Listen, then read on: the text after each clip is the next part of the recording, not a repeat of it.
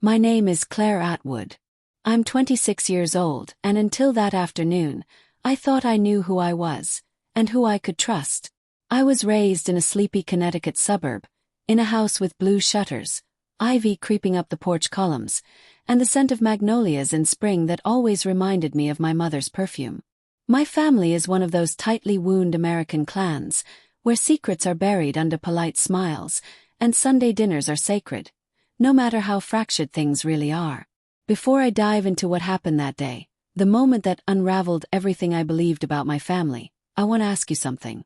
If you've ever looked at someone you love and suddenly realized they're keeping something from you.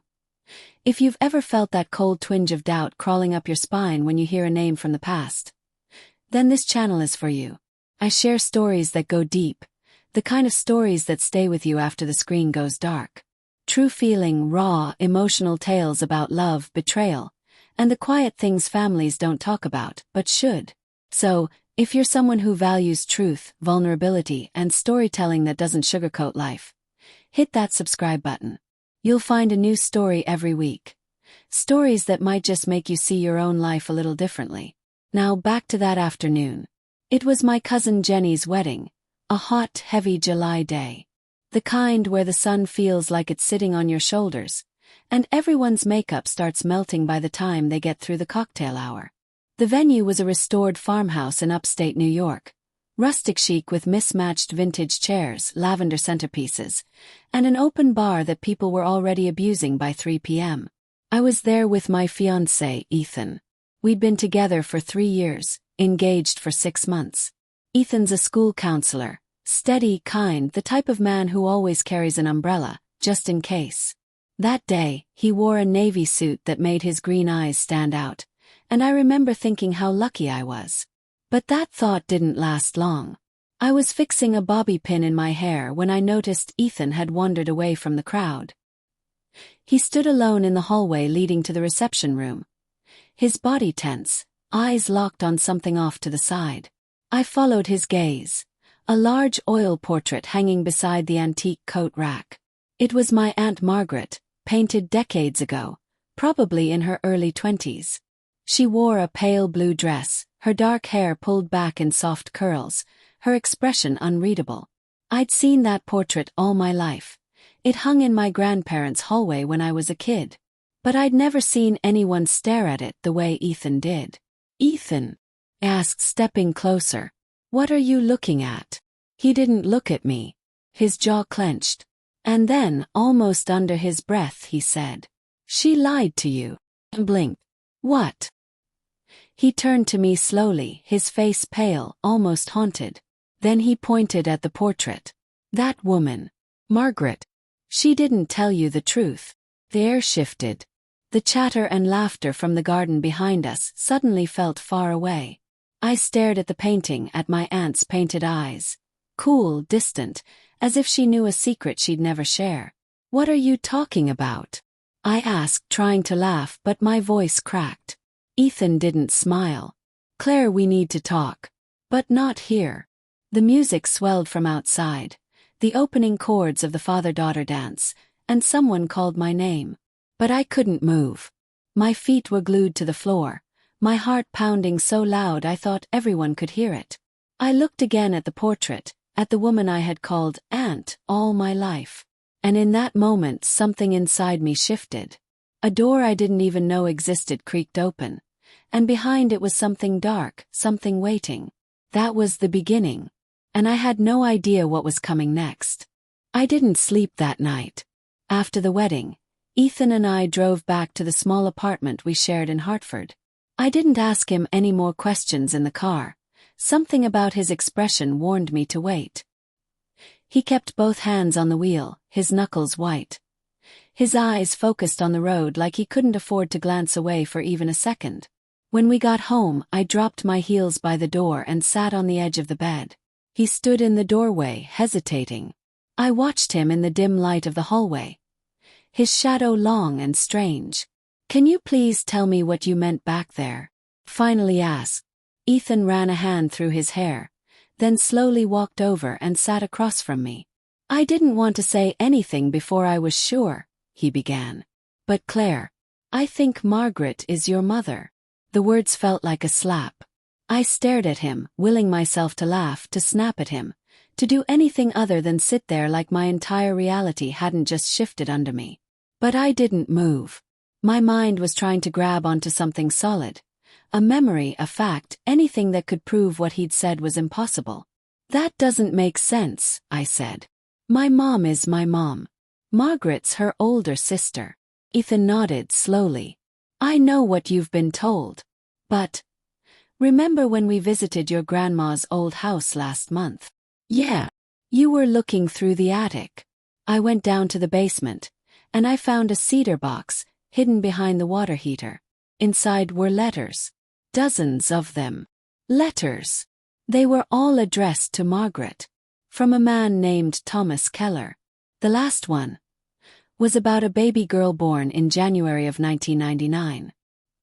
He asked why Margaret hadn't told anyone. Why she was letting her sister raise the baby. My skin prickled. I didn't want to tell you until I was sure. So I did some digging, Ethan said. Thomas Keller was a painter. He died in 2003 in a car accident in New Hampshire. I found his obituary. And a note about a daughter he never met. Her name wasn't listed. But the timeline matches. I was born in January, I whispered. Ethan reached into his jacket and pulled out a folded sheet of paper. The final letter. The paper was yellowed. The ink smudged in places. My hand shook as I took it. You have every right to protect yourself, Margaret. But I deserve to know her. I deserve to know my daughter. If your sister is raising her, fine. But don't pretend she's not mine. Don't pretend you can erase what we had. My stomach turned. That's not proof, I said weakly, though my voice didn't even convince me. No, Ethan agreed. But I also asked your mom last week. Casually. I brought up Margaret, mentioned the attic, said something about an old photo I'd seen. I looked up sharply. You talked to my mom. He nodded. She froze, Claire. Just for a second. Then she changed the subject. But something wasn't right. She was hiding something. I stood, pacing the room, trying to breathe through the fog in my head. My childhood memories flickered like broken film reels. Moments that now felt off in ways I couldn't explain. The way my mother used to flinch when someone mentioned Margaret. How Margaret never showed affection the way other aunts did. More distant, more watchful. She never held me as a baby, I murmured.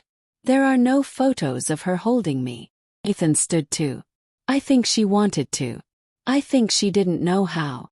I looked at him, tears forming behind my eyes. Why would they lie? Why would they keep this from me? I don't know, he said gently. But maybe it's time to find out. The next morning I drove to my mother's house. Alone.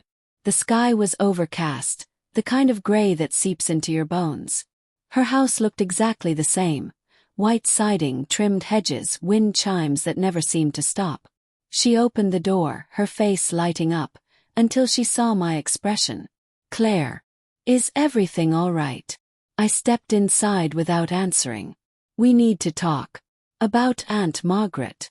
Her face paled instantly. She closed the door behind me with a soft click. I found a letter, I said. From Thomas Keller. She sat slowly on the armrest of the couch. For a moment she didn't speak. Then she said, barely above a whisper. So, you know. I didn't expect her to admit it. Not like that. Not with those 3 quiet words. So, you know. My mother looked smaller suddenly, like the admission had shrunk her. She kept her eyes on the hardwood floor. Her hands folded tightly in her lap. I stood across from her, arms crossed, heart racing. How long were you going to keep this from me? I asked, my voice tighter than I expected. She looked up, eyes rimmed with tears. Forever. That word, forever, landed like a stone in my chest. Why? I whispered. Why would you do that to me? Her eyes darted toward the window, where the wind chimes clinked gently against each other. Because I loved you. And I was afraid Margaret couldn't. I sat slowly in the chair across from her. Start from the beginning. Please. She took a shaky breath. Margaret was 21, just out of college. She met Thomas at a gallery in the city. He was older, charming, a little wild. Our parents didn't approve, and when she got pregnant, they gave her two options. Give the baby up or let me raise you. I stared at her. They forced her to give me to you. She nodded. They said she wasn't fit to be a mother. And Margaret? She was heartbroken but also stubborn. She signed the papers. I adopted you on your first birthday. It was all very quiet. Our family was good at making things disappear. I swallowed hard. So I'm not even legally her daughter anymore. No, she said. You were mine. At least on paper. But Margaret never stopped watching. She was always there. Birthdays, recitals, graduations. She never stopped loving you. She just didn't know how to be close. I pressed my fingers to my temple, trying to make sense of it. And Dad? Did he know? She hesitated. He found out after we got married. He kept it quiet for my sake. So everyone knew but me. No, she said gently. You're the only one who really matters. The only one who deserves to know the truth. I laughed. Bitter low. Funny how nobody thought that when I was 5. Or 15. Or 25. She flinched. You're right. I stared at her for a long moment, then stood. I want to talk to Margaret. She won't. My mother began, but I cut her off. She will. Or I'll knock on every door in that neighborhood until she does. Margaret lived in a townhouse outside of Albany, a quiet corner lot with rose bushes blooming along the walkway. The air smelled of rain and garden mulch. When she opened the door, she didn't look surprised. Her hair was shorter than I remembered, steel gray now, cropped neatly. Her face was lined but elegant, and her eyes, those same cool hazel eyes from the portrait, softened when they met mine. Claire, she said. I know, I told her. Everything. She stepped aside, wordlessly inviting me in. Her house was quiet, filled with books and old paintings, her own work, I realized. Landscapes, still lives, and portraits that made my chest ache. On one wall, a charcoal sketch of a baby. No name, no date. Just the curve of a tiny mouth and the faint trace of eyelashes. We sat in her kitchen, 2 mugs of tea untouched between us. The silence stretched long. I used to dream about you, she finally said. Not just when you were a baby. All through your life. I'd see you in a crowd or hear your laugh in a coffee shop, and it would hit me like a wave. Why didn't you fight for me? Yes. Margaret's lips tightened. Because I was 21. Because our parents threatened to cut me off, ruin Thomas's career, have me committed. Because I believed them when they said you'd have a better life with Rose. I looked down at my hands. And did I? I don't know, she said honestly. But I think you deserved the truth either way. I nodded slowly. Why now? Why not tell me before? She smiled sadly. You were always so happy, so sure of where you came from. I thought maybe the lie had done its job. Well, it didn't, I said. It made me question everything. I'm sorry, she said. More than you'll ever know. I looked at her then, really looked at her, and saw the lines of myself reflected back. My jaw, her cheekbones. My hands shaped like hers. The resemblance I'd never noticed before felt glaring now. I don't know what to do with this, I admitted. With you. I'm not asking for anything, she said softly. Just, don't shut me out completely. Me try. Even a little. I stood slowly. I'll think about it. She nodded. That's all I ask. As I turned to leave, she called out, Claire. I looked back. Happy belated birthday. I never forgot. I closed the door behind me, stepping into the damp summer air, and for the first time in my life, I felt the weight of 2 mothers on my shoulders. I didn't drive straight back to Hartford. Instead, I pulled off the highway at a rest stop, turned off my phone, and just sat. My hands gripped the steering wheel like it was the only thing holding me together. Outside, the rain had started again. Soft, persistent, tapping on the windshield like a quiet voice trying to be heard. I stared at the trees swaying behind the parking lot. Everything looked the same, and yet nothing felt familiar. It was surreal, knowing that the woman I'd called Mom wasn't, and the woman who'd always been at the edge of every family photo, every holiday dinner, had been carrying this silent weight for 26 years. When I finally turned my phone back on, I had 3 missed calls from Ethan and a text that simply said, "Thinking of you. Come home when you're ready." But I wasn't ready. I checked into a roadside motel that smelled faintly of pine cleaner and old carpet.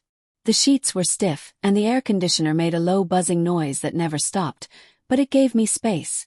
Space to cry without being heard, to scream into a pillow, to stare at the ceiling and wonder if I was even still Claire Atwood. That night, I called my grandmother's nursing home. She was 84 now, frail, with a sharp tongue dulled only slightly by time and medication. I hadn't visited in months, and even then, our conversations were stiff. But I needed to hear her voice. "Hello," she croaked. "Hi, Grandma. It's Claire." Was Claire. "Well, this is unexpected." "I know. I wanted to ask you something." "Oh, why did you do it?" "Yes. Why did you take me from Margaret?" Another pause. Then a low sigh. "Because your mother was reckless. Because she didn't understand consequences. Because she would have ruined you." "She's not reckless. She's sad. She's scared. But she's not." "She was weak," my grandmother snapped. "And I wasn't going to let her turn her mistakes into yours." I felt a tremble rise in my chest. "I wasn't a mistake." Silence. Then she said, quieter, "You were the best thing that ever happened to her. And the worst thing that ever happened to me." That was all I needed to hear. I went back to Ethan the next morning. He opened the door with tired eyes and open arms, and I sank into him like I hadn't seen him in years. "You okay?" he whispered. "No," I said. "But I think I will be." We sat on the couch, wrapped in a blanket, the TV on mute. I told him everything, about Margaret, my mother, the phone call with Grandma. He didn't interrupt. He just listened, rubbing slow circles on my back. "I don't know how to be anyone else," I admitted. "If I'm not who I thought I was, then who am I?" "You're still you," he said. "Still Claire. Just with a bigger story now." I laughed a little brokenly. "A story I didn't ask for. But maybe one you needed." I looked at him, his eyes steady, his hands warm. "What if this changes everything? Then we let it. Together." The next week I went back to Albany. This time I didn't knock. Called ahead. Margaret opened the door like she'd been holding her breath for days. Her face lit up with something I hadn't seen before. Hope, maybe. Or fear. Or both. "I was wondering if you wanted to paint me," I said. She blinked. "What?" "You're an artist," I said. "And I want to see myself the way you see me. The way you've always seen me." She stepped back, a hand to her chest. "Claire, I don't know if I can be your daughter. Not right away. But I'm curious about the parts of me that come from you."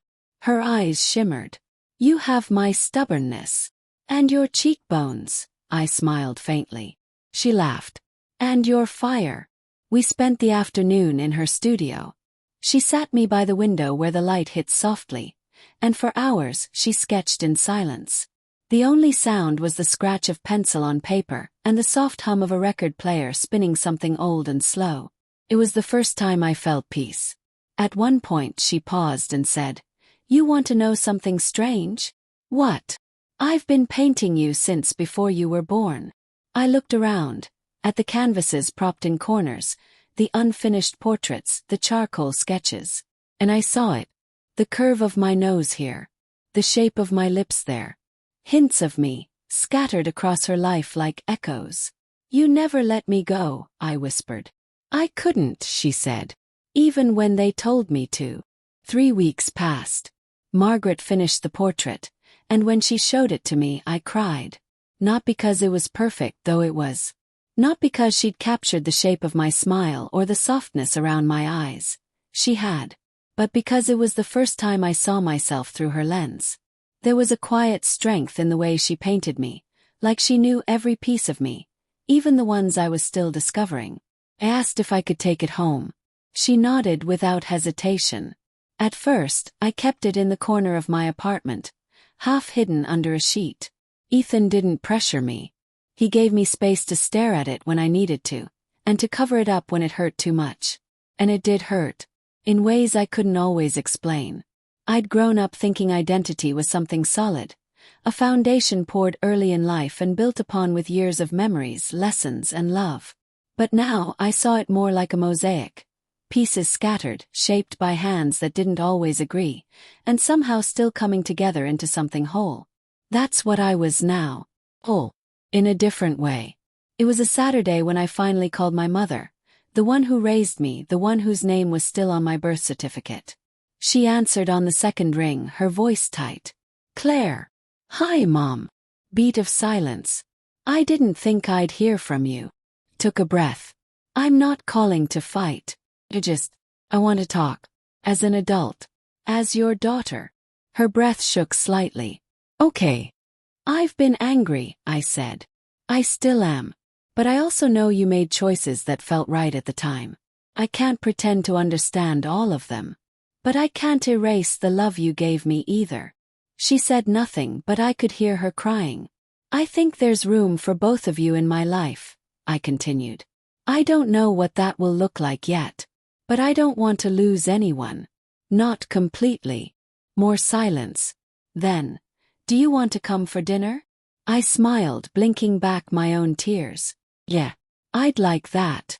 A month later, I stood on a small wooden platform in City Hall, wearing a cream-colored dress and holding Ethan's hands. It wasn't the wedding we'd planned. We'd postponed the big ceremony after everything exploded. But this felt right. Intimate. Quiet. The justice of the peace smiled. "Claire Atwood, do you take Ethan Walsh?" "I'd like to change my name," I interrupted softly. The judge blinked. "Excuse me." I turned to Ethan. He gave me a small, knowing smile. "I want to be Claire Margaret Atwood Walsh," I said. There it was, my way of claiming the whole truth. Honoring both of them. Myself. Everything I came from, and everything I was choosing. The judge nodded. "Then, Claire Margaret Atwood Walsh, do you take?" I did. And when we stepped outside into the spring air, the world felt quieter. Not simpler, but somehow steadier. I visit Margaret often now. Sometimes we talk. Sometimes we paint together. Sometimes we just sit in the sunroom and say nothing at all. She gave me a photo last week. A tiny black and white image of her holding a bundle in her arms, eyes swollen from crying but smiling anyway.